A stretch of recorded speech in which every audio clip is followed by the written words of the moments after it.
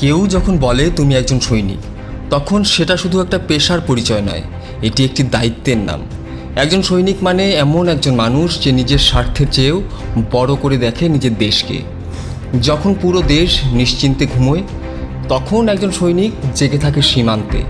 যখন উৎসবের আলোয় শহর ভরে যায়, তখন সে পরিবারের কাছ থেকে হাজার মাইল দূরে দাঁড়িয়ে পাহারা দেয় দেশের নিরাপত্তা।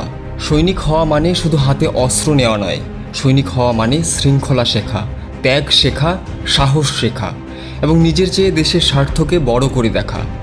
একজন সৈনিক জানে তার একটি ভুল পুরো দেশের ক্ষতির কারণ হতে পারে, তাই সে প্রতিদিন নিজেকে আরও শক্ত, আরও দক্ষ, আরও দায়িত্বশীল করে তোলে। পৃথিবীর অনেক মানুষ নিজের জন্য বাঁচে, কিন্তু একজন সৈনিক বাঁচে লক্ষ লক্ষ মানুষের নিরাপত্তার জন্য। কঠিন প্রশিক্ষণ, প্রতিকূল আবহাওয়া, অসংখ্য চ্যালেঞ্জ কিছুই তাকে থামাতে পারে না, কারণ তার বুকে থাকে অটুট বিশ্বাস, আমার দেশ আগে, আমি পরে।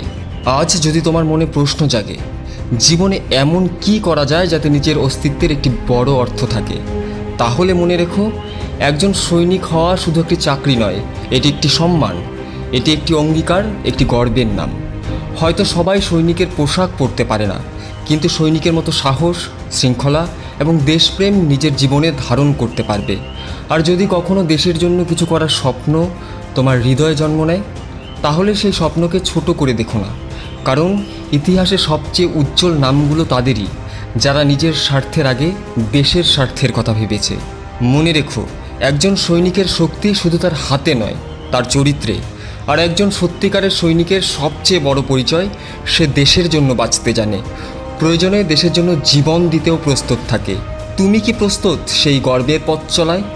দেশের জন্য বাঁচা একটি দায়িত্ব, আর দেশের জন্য নিজেকে গড়ে তোলা একটি সম্মান।